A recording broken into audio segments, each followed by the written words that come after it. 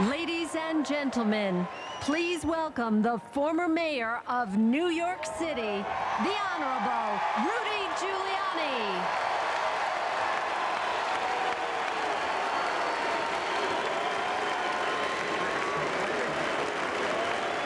Thank you. Good evening. Thank you very much.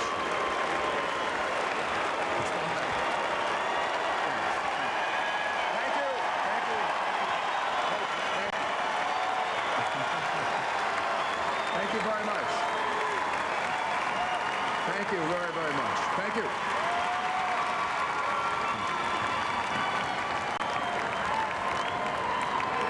Thank you very much and good evening. Thank you. Almost exactly 1 year ago today, during a presidential debate in Durham, New Hampshire, I said that if I weren't running for president, I'd be supporting John McCain. Well, I'm not running for president, and I do support John McCain.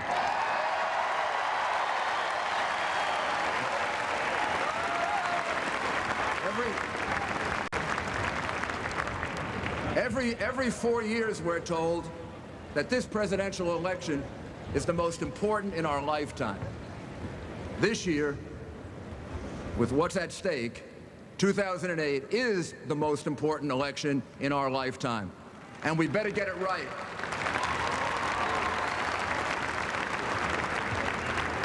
This already has been the longest presidential campaign in history, and sometimes, to me, it felt even longer.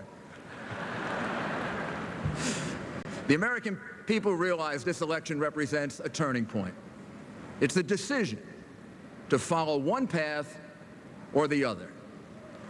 We, the people, the citizens of the United States, get to decide our next president. Not the left-wing media, not Hollywood celebrities, not anyone else, but the people of America.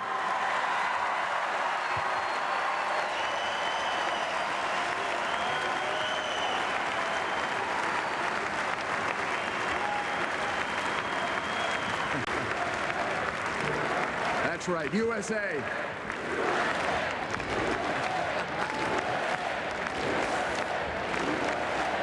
Thank you. Thank you. To those Americans who still feel torn in this election, I'd like to suggest one way to think about this to help make a choice in 2008. Think about it this way. You're hiring someone to do a job, an important job, a job that relates to the safety of yourself and your family. Imagine that you have two job applications in your hand with the name and the party affiliations blocked out. They're both good and patriotic men with very different life experiences that have led them to this moment of shared history. You've got to make this decision, and you've got to make it right. And you have to decide who am I going to hire. On the one hand, you've got a man who's dedicated his life to the service of the United States. He's been tested time and again by crisis. He has passed every test.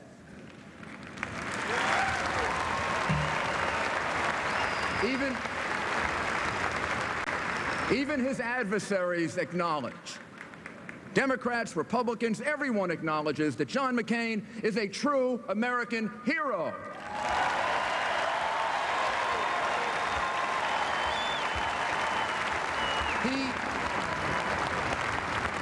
He loves America as we all do, but he has sacrificed for it as few do.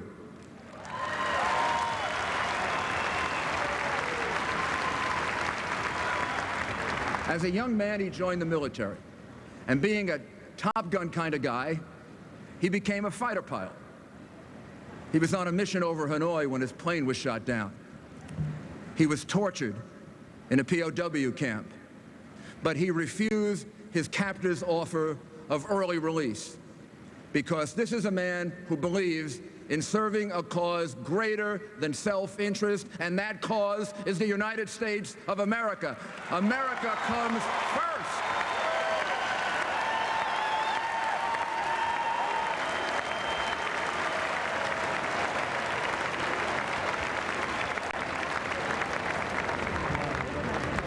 He has proved his commitment with his blood. He came home a national hero. He had earned a life of peace and quiet. But he was called to public service again, running for Congress and then the United States Senate as a proud foot soldier in the Reagan Revolution.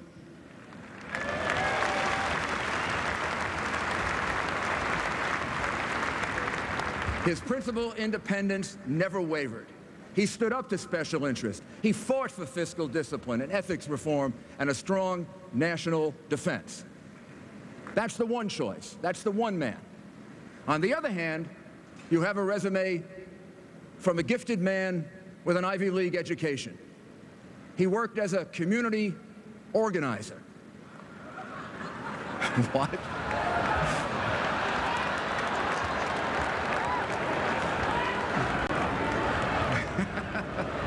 He worked. I said,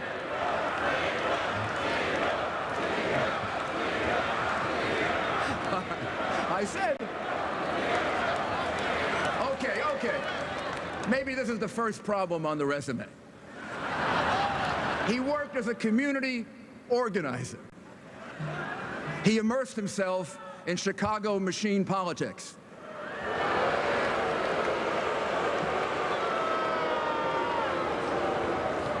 Then he ran for the state legislature, and he got elected. And nearly 130 times, he couldn't make a decision. He couldn't figure out whether to vote yes or no. It was too tough.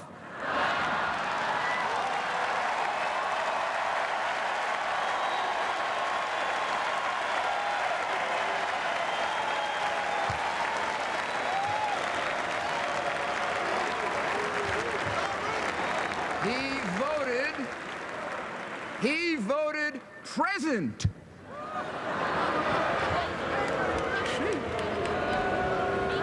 I didn't know about this vote present when I was mayor of New York City.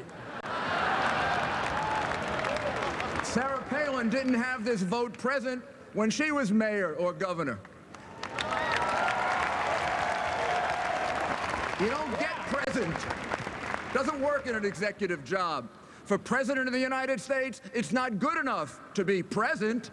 You have to make a decision.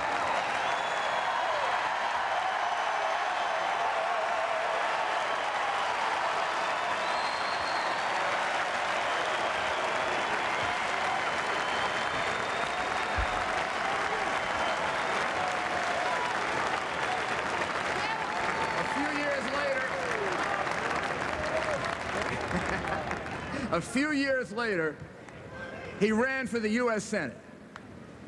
He spent most of his time as a celebrity senator. No leadership, no legislation to really speak of. His rise is remarkable in its own right. It's the kind of thing that can happen only in America.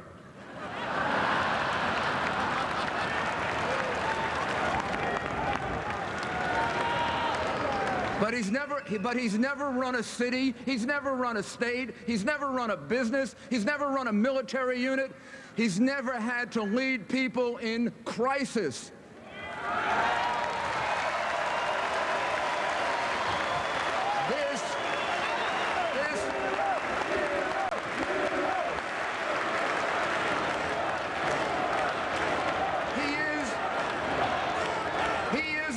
Experienced candidate for President of the United States in at least the last 100 years.